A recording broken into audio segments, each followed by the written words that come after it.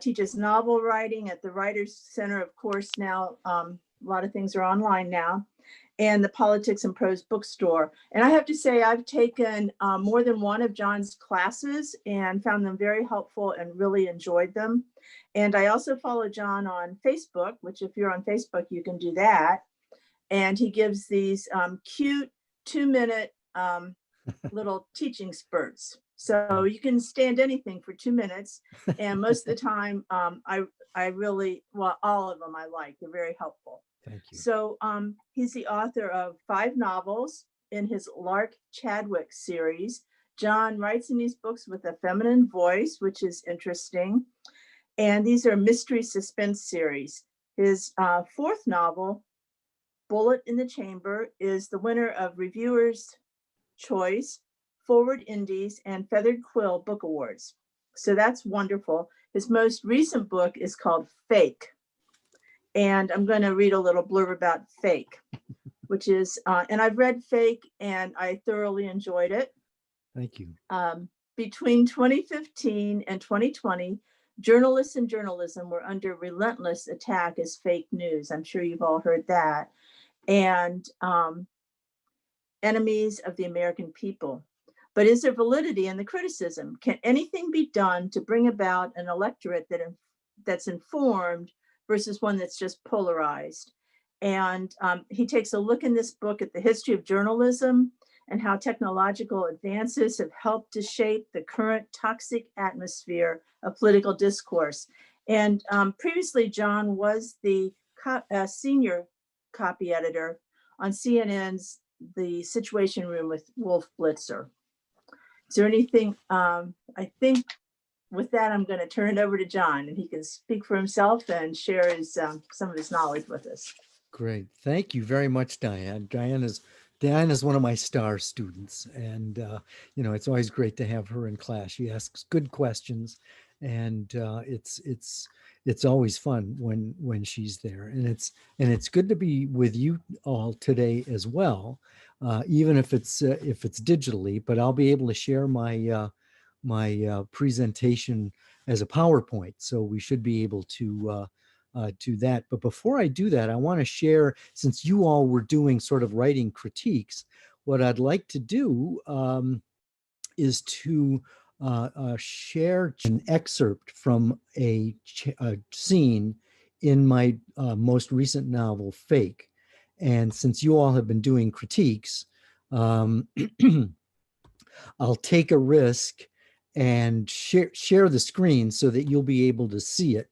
And this takes place, about 3/4 of the way through the novel. And I won't give away too much of the plot. I can tell my protagonist, Lark Chadwick, I write as a woman. That's a whole different presentation. But I write as a woman, and she's a White House correspondent for the Associated Press. And she has been covering the president. And the book starts when she's interviewing the First Lady. And while she's interviewing the First Lady drops dead. And so that launches the story. By the time we get to this part of the story, Lark is rumored to be having an affair with the president. We know as the reader that it's not true, but that doesn't mean that there isn't fake news out there and that there aren't consequences when false information is spread around on the internet, which basically is what I'm going to talk about in the next few minutes. But before I launch into the formal presentation of the program, I thought I would at least read a brief excerpt from Fake. So I'll just start reading, and you should be able to stay oriented as we go. The guy at the table smirking at me looked to be about 50 and extremely fit, definitely my type. But I wasn't in the market and had too many other more pressing issues to deal with. I should say, just parenthetically, this is at Bread and Chocolate near Chevy Chase Circle in DC. I don't name it as such, but it's an outdoor cafe, and that's where Lark is. Are you a practitioner of automatic writing? The guy asked, taking a sip from a glass that looked like iced tea. Excuse me? You were writing like a fiend, not even pausing to think. Oh, yeah, I laughed. I was writing in my journal, trying to sort some stuff out that's going on in my life. You must be having one hell of a life. You could say that. The name's Jake. He reached over to shake my hand. I gave his fingers a squeeze. Nice to meet you, Jake. You live around here? Nah, I'm just in the area visiting a friend. You? I live back over there. He nodded vaguely behind me. As I paid my bill and packed up my stuff, I took stock of him. He wore a hunter green t shirt, which he filled out nicely, khaki shorts and sandals, no socks. His thick salt and pepper hair was raffishly unkempt and curled at the ears on the back of his neck. He was deeply tanned, except for a narrow strip of white skin on his ring finger. Well, it's nice to meet you, Jake. I didn't catch your name. I didn't throw it. He laughed. I like your sass. Let me guess, it's Jennifer. Nope, but nice try. Seems like every hot chick I've been meeting lately is named Jennifer, he said.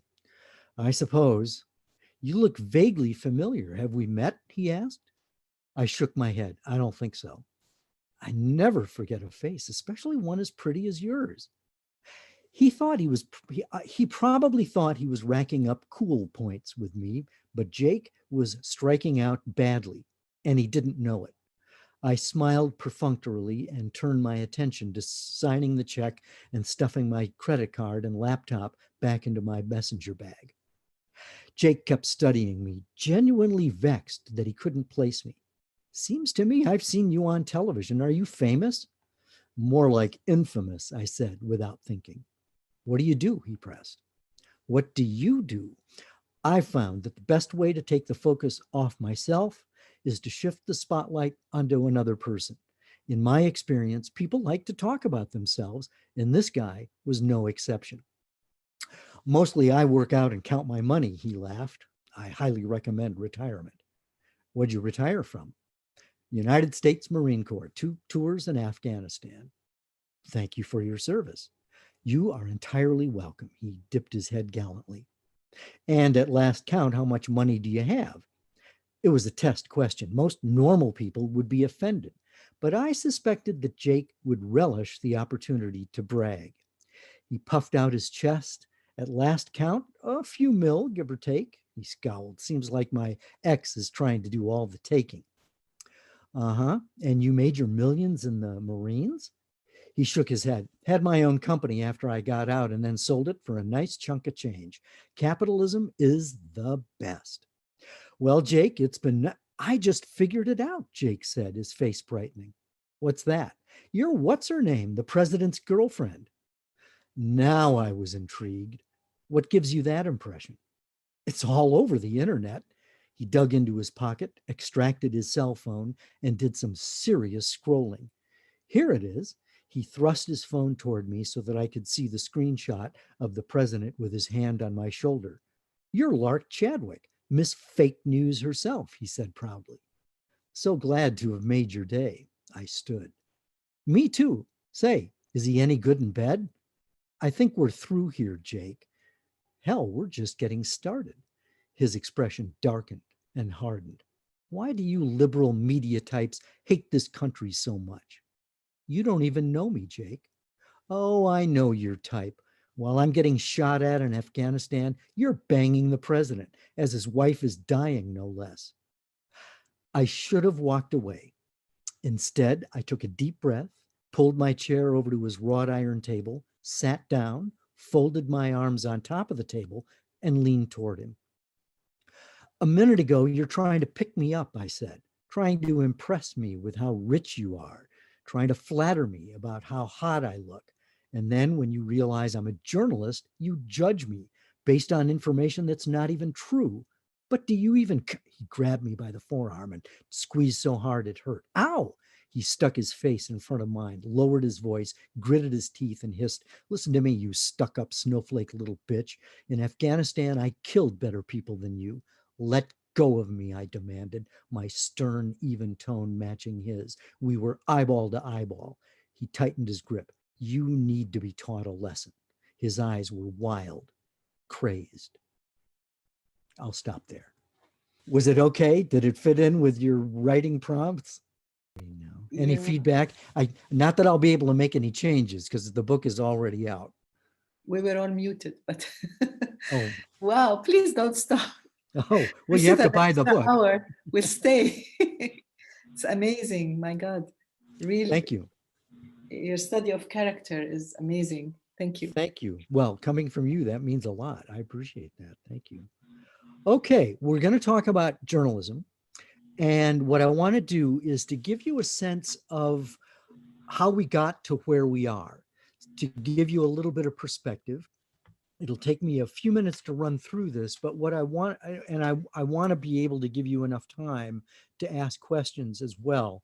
But say if you think of a question along the way, write it down. And then when I stop for questions, then you'll be able to ask. But I want to give you sort of the totality of it first before we go there. So that's me. DeDakis is the last name. That's my website down there and my email address. So, if you have questions or complaints or concerns, you can contact me either at my email address or you can, go online to find me there as well. So what we're going to talk about is separating fact from fiction, the rise and role of journalism. That's what I'm talking about today. And in the Constitution, the Bill of Rights, the very first amendment to the Constitution, basically enshrines freedom of the press. It says Congress, at least it says in part, Congress shall make no law abridging the freedom of speech or of the press. You'd think that that's pretty straightforward, but that doesn't mean that Congress doesn't get involved and the courts do. And so things have evolved over the last few years, or over the last 250 years, actually, and it goes all the way back to Jefferson and Hamilton. Thomas Jefferson on the left was the Secretary of State in George Washington's administration. Alexander Hamilton on the right was the Secretary of the Treasury. And these two guys were rivals within Washington's administration. And the rivalry basically began the two-party system. Hamilton on the right was a Federalist, and the Federalists believed in a strong central government. Jefferson was a Republican, not the same as the Republicans of today, but a Republican who believed that the state governments should be strong. And so right from the beginning, there was friction at the very beginning of the United States. And Jefferson and Hamilton sniped at each other through rival partisan newspapers. And they did it mostly anonymously. They would write essays that would criticize the other person's position. And part of that was just, they were giving their position and challenging the other point of view. And actually, Hamilton founded the New York Post in 1801, a newspaper that still is in existence. But in this case, their rivalry got personal. There were personal attacks. They made exaggerated claims against each other and outright falsehoods. You could actually say that these guys were the founding fathers of fake news. And so the tradition of fake news goes all the way back to the founding of this country. Now, I mentioned that Congress gets involved, and they get involved right away, right at the very beginning of this country in 1798, when they passed the Sedition Act. And the Sedition Act criminalized making false statements that were critical of the federal government. You could be fined up to $2,000. You could be sent to prison for no more than 2 years, and a jury would be the forum to determine the truth or falsity of the statement that you made. Now, the law was not in effect for very long. It expired in 1801. So, an attempt to actually legislate the type of speech that we had, was truncated pretty quickly. But that doesn't mean that there weren't other attempts to abridge and infringe on freedom of speech.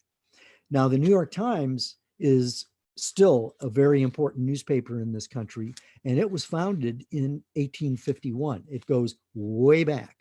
And in the inaugural edition, This is their statement of purpose. We shall be conservative in all cases where we think conservatism essential to the public good, and we shall be radical in everything which may seem to us to require radical treatment and radical reform.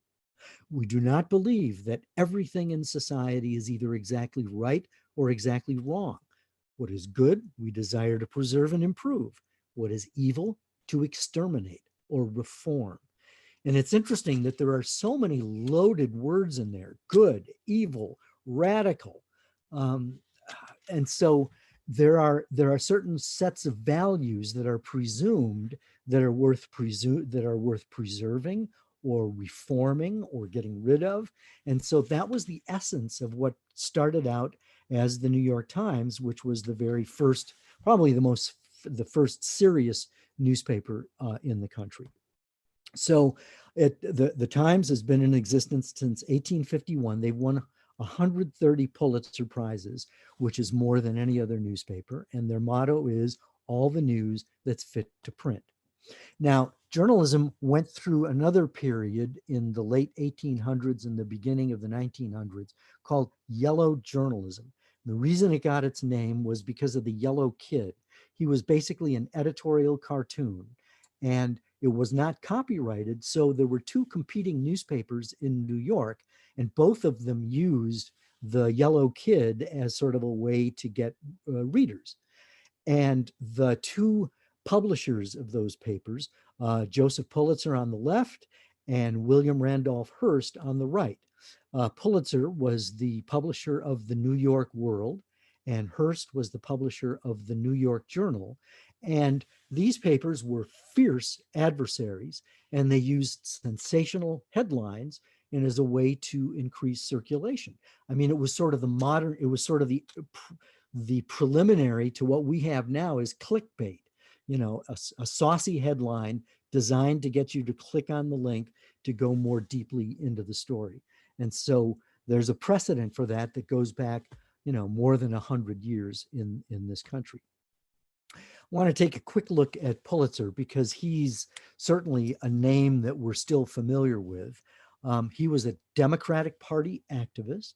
He crusaded against big business and corruption in his newspaper, and that was the forum for his political views. He was elected to Congress in 1885, but the interesting thing is he only served 1 year and then he quit because he had too much fun being a journalist. And so he quit Congress, where I think he felt he was pretty much ineffective, or that Congress was ineffective. And so he went back to journalism.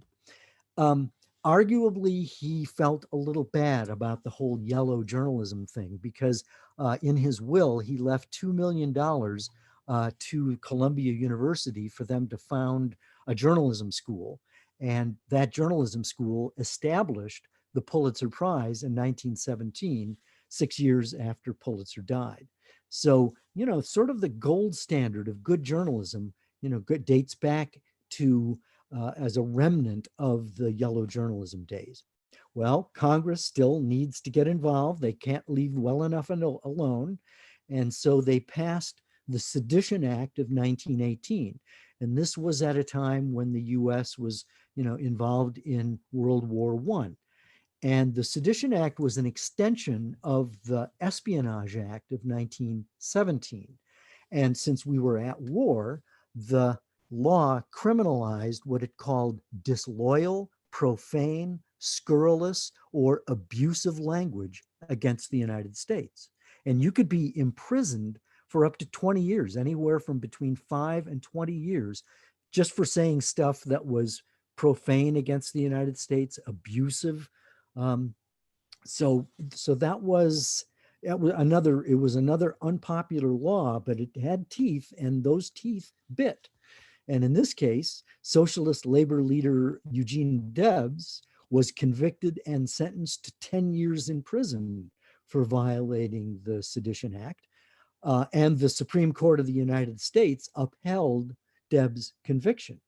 However, in 1921, the law was repealed and President Harding commuted Debs' sentence. So again, There have been attempts by Congress to fiddle with the First Amendment, but those have never really taken root and caused a major change. But there has been a legacy that has uh, uh, uh, come out of the addition of, or the existence of the Sedition Act. And so there are several phrases that have come out of Supreme Court decisions in the interim decades that have become more mainstream as we discuss freedom of speech. One is the marketplace of ideas, the idea of the press being a forum for the, not only the coverage of news, but the espousal of different positions, the way we debate ideas and things like that. So the marketplace of ideas has been sort of a fertile way of looking at freedom of speech in all of its fervor, I guess you could say. And so over the years, this whole idea of criminalizing speech has been refined so that the operative standard for, maybe 50 years was, that the clear and present danger standard was what limited speech. And that is speech that causes a clear and present danger of inciting illegal activity is criminalized, so that it sort of fine tunes the kind of things that are said that are illegal. So starting a riot or getting people to riot is earlier in the last century was considered criminalized speech. Um, for a long time, you couldn't shout fire in a crowded theater. That was not considered protected speech because it could cause a stampede. And if people stampeded in a crowded theater, then people could get hurt or trampled or killed. And so not all speech was allowed. There were some limits on speech. And that was modified again in 1969 when the Supreme Court used the phrase imminent lawless action. In other words, all speech was okay unless its publication was going to cause, was going to lead to something immediately that was lawless and criminal. So now we're getting to the sort of the modern era, and there are a couple of Supreme Court cases that were decided that in a sense solidified the definition of freedom of speech. And this was very helpful to reporters as they went forward with knowing what was acceptable and what wasn't. And this case was New York Times versus Sullivan in 1964. It grew out of the civil rights movement. And you can see it was a 9-0 opinion, so that it really, it was just not controversial at all. And the basic standard was, the quote from the decision is that the First Amendment protects the publication of all statements, even false ones, about the conduct of public officials, except when statements are made with actual malice. That means with the knowledge that they are false, or in reckless disregard of their truth or falsity.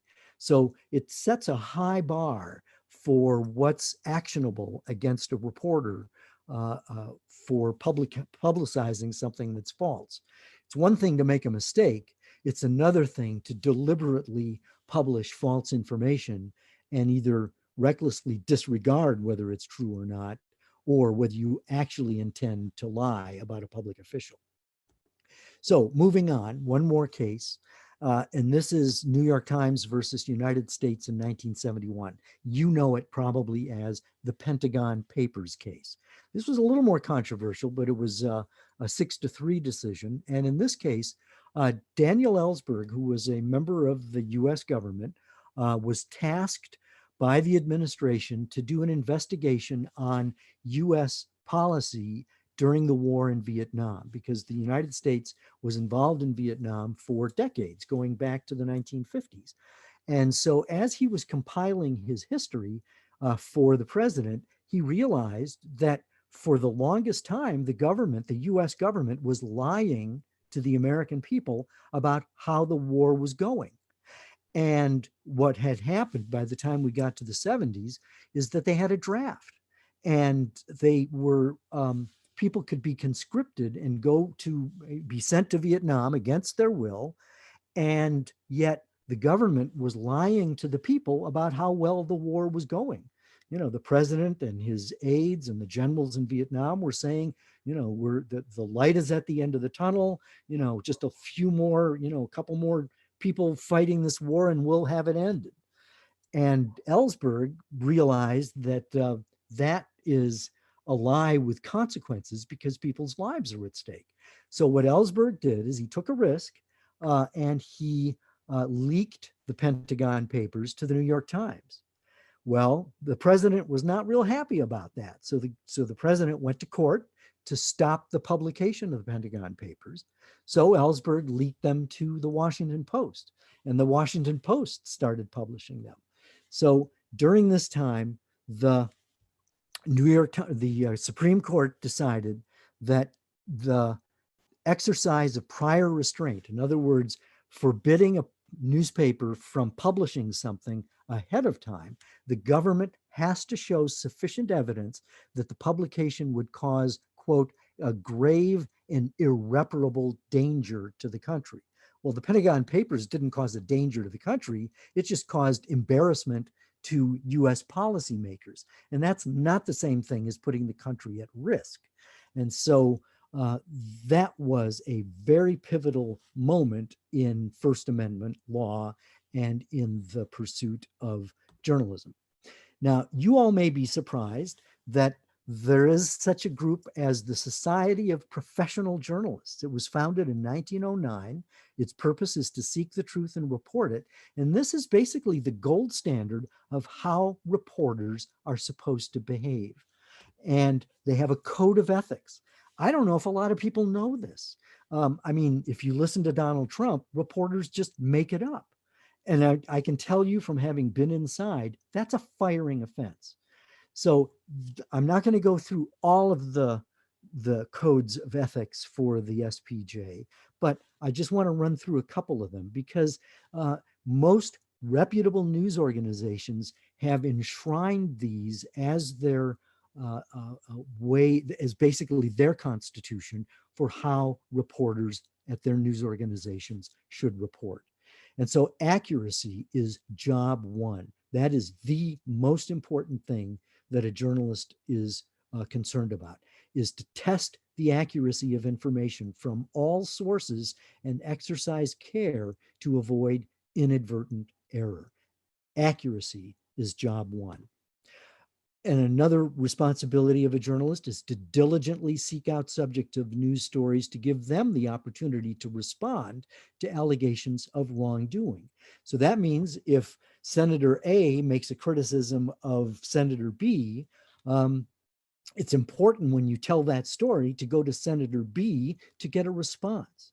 It's always important to get the other side because that's just fair.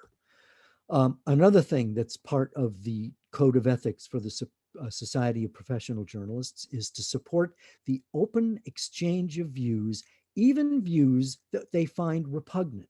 And of course, what's really at rock bottom here is that it makes the presumption that reporters have opinions. And that's okay because reporters are human. But the responsibility for a professional reporter is to put your personal opinion aside and to be fair to the other side so that you give them the opportunity to, as clearly as possible, explain themselves and why they feel that way. Again, it's how the electorate is informed when ideas are able to collide and the person at home is able to make up their own mind. I'm skipping a lot of things, but one of the parts of the code of ethics is a reporter should be judicious about naming criminal suspects before the formal filing of charges. This came to a head in 1996 during the Olympic Park bombing in Atlanta during the 1996 Olympics. There was a bomb that went off, a couple of people were killed, and a security guard who found the bomb was vilified in the press because he was considered what the FBI called a person of interest, but he was never charged. And it turns out that the actual bomber was someone else. So this security guard, Richard Jewell, sued CNN, the Atlanta Journal-Constitution, I think a couple of other news organizations, and I think they all settled out of court, and Richard Jewell, made a good chunk of change because reporters weren't careful enough about being fair to potential criminal suspects. This is why when you hear a crime report, even if it's obvious that the person killed the guy, it's still he allegedly murdered. Allegedly is one of those catch-all phrases that protects the reporter from slandering someone who may end up being acquitted in a court. It's important for a journalist to act independently, and that means avoid conflicts of interest, real or perceived. And that means that a reporter has to refuse gifts, favors, fees, free travel, special treatment, because that could compromise journalistic integrity. I don't know if you realize this, but the reporters who travel on Air Force One, the government doesn't pick up the tab for that. The news organizations do. They each pay their fair share for a seat on Air Force One so that they can cover the president. The president doesn't pay their way, therefore there's not a conflict of interest. Another part of the code of ethics is to be accountable. Journalists are accountable to their readers, listeners, viewers, and each other.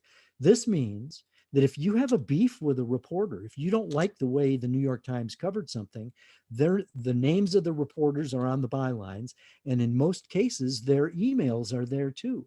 So you can actually reach out to a reporter to complain or to get a better understanding of why they covered the story that way. I don't think people realize that there's more of a two-way street between reporters and readers than you might actually think.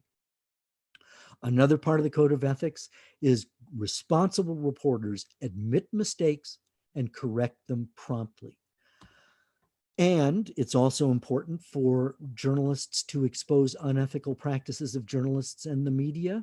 And that means that there are now at different news organizations, reporters who cover the media. So you can actually get a better sense of are different news organizations living up to these codes of ethics that I mentioned for the Society of Professional Journalists. I'm spending a lot of time on that because I think it's important for you to know that journalists actually have a code of ethics. And for you to know that helps you to hold them to account. Okay, 100 years of journalism, 1850 to 1950. Journalism was there, refining and improving and bringing the news to the entire country and the world. The US Civil War, the sinking of the Titanic, World War I, the Spanish flu pandemic in 1918, the stock market crash in 1929, the Great Depression, World War II, journalists were there. World War II, it was in all the papers. So moving on, this is where I come along. This is Geek of the Year in 1955. And I was born in La Crosse, Wisconsin on the West Coast. Eisenhower was president. I liked Ike. Everybody liked Ike. He was a war hero. He won the war in Europe. Probably the very first story I covered was before I even knew I wanted to be a journalist. And this was Martin Luther King's March on Washington in 1963. Now, I wasn't there, but I created a neighborhood newspaper. It was a sheet of 8.5 by 11 paper. And with my little printing press, I printed out the story of his speech and that, all the people who were there. I would say about 5 people read it. They paid a nickel. And so that was my first story, but I'm getting ahead of it.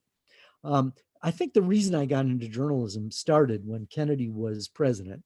He was assassinated in 1963, but Kennedy, and this is a picture of him he was the first president to participate in live news conferences. So the rest of the country could see reporters peppering him with questions. And I remember watching those. I mean, I was a teenager, but it was riveting. It was just so much fun to watch that. My parents, that's my mom and dad. My dad was born on the Peloponnese. And my mom, he became a lawyer, grew up in Chicago, or spent a lot of his early adult years in Chicago. My mom was a third grade teacher, and I had a really good upbringing. But the interesting thing, and this brings us to journalism in the more recent past, life doesn't always turn out the way you expect, because my plan was to go into politics. And if everything had turned out the way I had expected, I would have been the guy sworn in 2008 instead of this guy from Kenya or wherever Trump says he's from. But for the good of the country, I decided to go in a different direction. And the reason was the Vietnam War. Here we go again. I was a student at the University of Wisconsin in Madison in 1968. The war was in all the papers, and this is just almost a typical day in Madison. I'm not in the picture, but there were riots, anti-war riots, because of the draft. And if you had a draft number below 150, chances are you were going to get drafted and sent to Vietnam. My number was 14. So it didn't look real good. So I enlisted to avoid the draft, but I'm getting ahead of the story. Nixon was president. There's the Watergate break-in. This is all anti-war type stuff. And the interesting thing, and there's a Greek connection here, because Nixon's vice president was Spiro Agnew, or Spiros Agnostopoulos was his original name. And he was basically known as Nixon's hatchet man, because the press was being critical of the president and the Vietnam War, as you know from the Supreme Court case. And so Agnew would go around the country giving speeches critical of reporters. He called them an effete corps of impudent snobs and nattering nabobs of negativism, basically fake news, just with a little more elegance to it. So I had to enlist because I was low in the draft lottery. But before I did, the reason I went into reporting, I volunteered at a campus radio station, and this is me covering a teaching assistant strike in 1969. The reason I went into journalism is because I felt that both the left and the right, the liberals and the conservatives, were using overheated rhetoric to try to convince me to join their side. And I just felt that whoever was spinning me was leaving out information that would undermine their position. So I felt that journalism was just a more stable perch to sit on to try to find out what the story was. Well, I was going to get drafted, and it just got the turmoil came to a peak in May of 1970, when National Guardsmen opened fire on peaceful protesters at Kent State University in Ohio. 4 students were killed, including at least one person who was not a protester at all, a naval ROTC student. And this just galvanized the country, especially the student community, because the people my age, 18, 19, were at risk of being sent to Vietnam. And so, universities just blew up. And I got tear gassed covering an anti-war riot. My parents heard me getting tear gassed on the radio and suggested I make a switch to a different school. I lost 20 credits in the transfer and basically had to go into the Army. I enlisted to avoid the draft so I'd have more control over what I'd do. So that's me at Fort Lewis, Washington in 1971, bayonet between my teeth and my M16 rifle. I had orders to Vietnam, but this is sort of a plot twist, because my orders were changed two weeks before I was to ship out to Vietnam. My orders were changed to Germany, and I spent the next 2.5 years at the headquarters of the American Forces Radio and Television Network in Frankfurt, Germany, doing interviews for a special events radio shop. That's me on the left. My boss, Herb Glover, used to work with Walter Cronkite at CBS. And one of the first interviews Herb assigned me to do was with this guy named Alfred Hitchcock. Maybe you've heard of him. And this was one of those pivotal experiences for me, because I found out what I was good at and what I loved. And when you put those two things together, you've really got purpose in your life. So I went back to Madison, got a degree in journalism. And this was at the time of Watergate. And Carl Bernstein and Bob Woodward of the New York Times, of the Washington Post, were breaking stories every day about what was going on behind the scenes. And you would call them sort of the Lennon and McCartney of journalism. And so they were, for my generation, they were the gold standard. Everybody wanted to be an investigative reporter. I worked at an NBC affiliate in Madison, Wisconsin. You could probably caption this picture another reason why you shouldn't do drugs, or Buff Madison porn star. We'll move on. Because by this time it was obvious to my parents, who were Nixon Republicans, they thought that journalists ran Nixon out of the White House. And so when it became apparent that I was going to go into journalism, my mom, Ruth DeDakis, came up with what I call the Ruth DeDakis rule. She said to me, when it became apparent that I was going to be a reporter, she said to me, and this is great advice, she said, if I ever hear any bias in your reporting, even if it's an opinion I agree with, you've failed. Just give me the facts and let me make up my own mind. And so that was basically the mantra I followed in the 45 years that I was a reporter. And there's an axiom in journalism that says, if your mother tells you she loves you, check it out. And I did, and she did. So so there. I ended up covering the White House for the last 3 years of Reagan. This is me on the right with my camera crew. Larry Speaks is the White House press secretary at the Resolute desk with Ronald Reagan. And this was a piece that I was doing on the White House press corps versus the president. And so if you think things are polarized now, they were back then too. It is just by its fundamental nature, the relationship between the press and the president is by definition adversarial. And for this story, I interviewed Sam Donaldson, who was the White House correspondent for ABC News. And Sam put it best. He said, it's Larry Speaks' job to make the president's policies look perfect. It's our job as reporters to try to find out what's really going on. And that is the essence of the adversarial relationship. The espousal of a certain position versus what's really going on. And so that's always been what is at root. And presidents, not just Trump, but all presidents have had frustrations with reporters. I joined CNN in 1988 in Atlanta as a writer. Within 9 months, they made me an editor. I was one of Carol Costello's editors in Atlanta for several years, and she and I became good friends, and she's a fun person. And then I ended my career in Washington as one of Wolf Blitzer's editors on the Situation Room. I'm holding the Peabody Award that we won in 2008 for the presidential election, for our coverage of that, the election I should have won.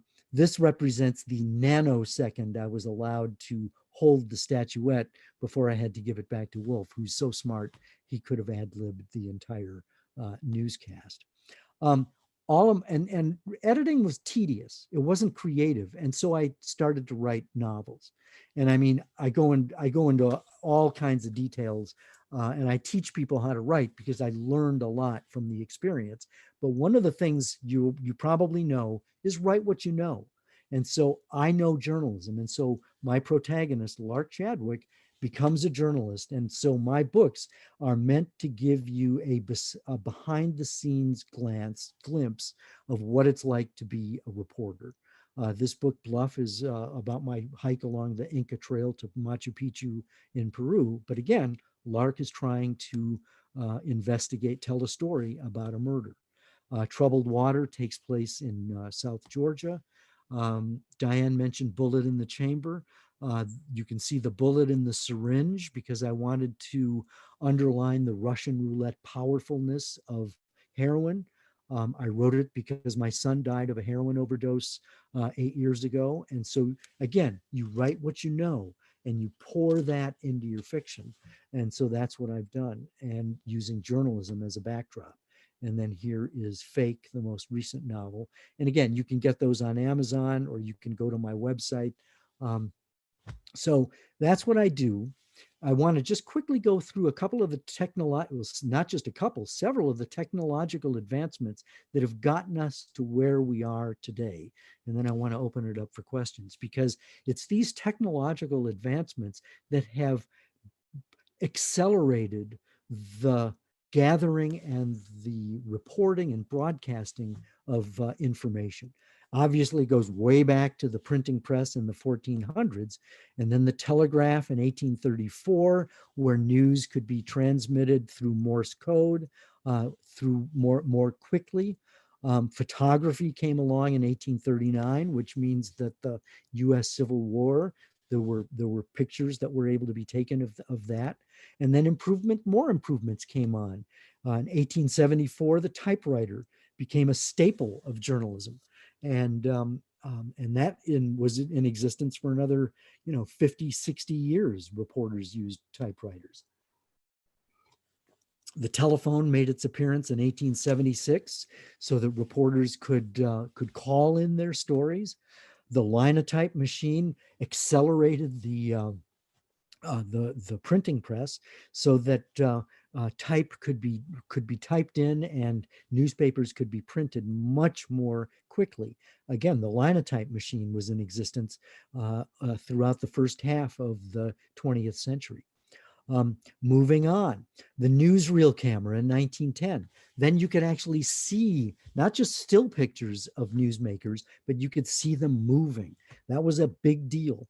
And at the same time, the microphone came on the scene, so you could hear people speak as well. So there just was adding more texture, more dynamism, more speed to to journalism and the way it was broadcast. Speaking of broadcasting, radio in 1920. You could hear things, and Roosevelt in the 40s, used the radio effectively to do fireside chats where he'd talk to, radio is a very personal medium. And so Roosevelt was talking to you, the individual. The wire recorder came along at the end of World War II, so reporters could actually go into the field and record stories and then bring them back and broadcast them. Television, 1947, that revolutionized journalism. The tape recorder is a more refined version of the wire recorder. And so the tape recorder in all its iterations, again, made reporting much more mobile and flexible so that reporters could go anywhere to get the news. And then communication satellites came on the scene in 1962, and that just it revolutionized things again so that information could be broadcast globally all around the world. The CP16 film camera in 1970. I used to work with this. I was a photographer for a couple of years. And, again, you can see how portable that is, that you could go you could go just about anywhere with it. And then when the Minicam came along in 1976, it heightened the quality. This was a miniature studio camera that could be taken into the field. You could broadcast live. You could also record videotape, and that really sped things up because film had to be developed. That took a long time. Videotape, instantly available. And then, the computer came along in 1977 and the laptop in 1980. So now we're getting into, the current day. Then the internet in 1989, which again, took something that was on your desk. You could connect to the entire world. And so now we're living in the era of cell phones and social media. And that's where we are. So that really everyone is a journalist. Everyone has the means to take pictures, to type, to broadcast. You can live stream. So everything that had to be done, in a cumbersome way is now in the palm of your hand. Things have evolved that much that everyone has the power to be a reporter. That's a good thing and a bad thing. It's made more problems. And I'm troubled about where we are right now. I'm troubled because I believe the lines are blurring and have been blurring for a long time between news and commentary. When I was at CNN, I retired in 2013. When I was still there, friends of mine who I considered to be sophisticated news consumers would call me up and say, what the hell's going on at CNN? I tune in and I'm trying to find the news and I'm seeing spin. What's going on? And the problem is it wasn't really labeled. It wasn't made clear that this is analysis. And so there was a lot of confusion and the lines are blurring. We have people shouting at each other rather than talking with each other. And I think a lot of that is because of social media, Facebook and Twitter and things like that. I believe there's a problem with an emphasis on celebrity journalism. I think that's why Donald Trump was elected. Sure, he was a real estate mogul, but what really catapulted him into being so well known was his apprentice, the celebrity apprentice. And that made him much more visual and visible. But he was a celebrity. He wasn't really known for policy. So you've heard of the 10 suggestions. I've got the 6. You've heard of the 10 commandments. I've got the 6 suggestions. So going forward, there are some things, because remember, you have cell phones, and that means that you have, I think, some of the same responsibilities that journalists who subscribe to the codes of ethics of the Society of Professional Journalists. I want to encourage you to adopt those same standards because you have the power that journalists have. And so I think one of the things that's important is for you to know what your bias is. Because again, I've already made it clear, reporters have opinions. That's human, that's okay. The professional guards against inflicting their opinion into a story. They guard against their bias by getting other points of view. And I think it's really important for you to do the same thing. Really be aware of what your bias is and be open to other points of view. Similarly, I really hope that you'll do what you can to build bridges of understanding instead of walls. And I have to admit, I have a hard time doing this because in social media, it's so easy to just lob a rhetorical artillery shell into the enemy camp and then hope that it explodes and they magically change their mind. They don't. You know, we have to understand, why do you feel this way? How did you come to this opinion? And so again, we're opening up dialogue instead of building walls. I think it's really important to not pass on gossip, to check the facts, because now we're given a lot of information, and I think it's all the more important before we forward it to check it out, and it can be done. So another thing to impress upon you before I wrap up, I want you to ask yourself why it is you're upset with the media. Because people, you know, they're very upset with the mainstream media right now. But notice this, the media is in quotes because that's the way people refer to it. But the word media is plural. There are many, many news organizations. There are many voices. The news media is not a monolith. And so I think it's entirely possible that you might get upset with a particular news organization, partly because, again, if you know what your bias is and you're not hearing it reflected slavishly, you know, on the CBS evening news, well, then you consider them to be biased. No, they're just doing what the responsible journalist does, and that is they're introducing other points of view that don't necessarily correspond with yours. So it's not necessarily that they're being biased, it's just that they're not always saying what you want them to say. I feel it's really important to build bridges of understanding instead of walls, and to practice email social media hygiene. In other words, don't forward unvetted political posts. And if you're not sure of the facts, go to Snopes.com. They're a great clearinghouse of fake information. Or in some cases, they'll confirm, yep, this is true, or it's partly true. Another organization is the Poynter Institute, Poynter, poynter.org. And that's actually another professional organization that helps school journalists. And so they do a lot of fact checking. And then finally is understand that when a reporter is asking the president tough questions, that doesn't mean the reporter is biased. That means the reporter is doing their job, because one of the responsibilities of a good journalist is to hold the president or any public official accountable. And that means that the reporter is asking the questions that a lot of people sitting at home are asking, but they just don't happen to be in the Rose Garden.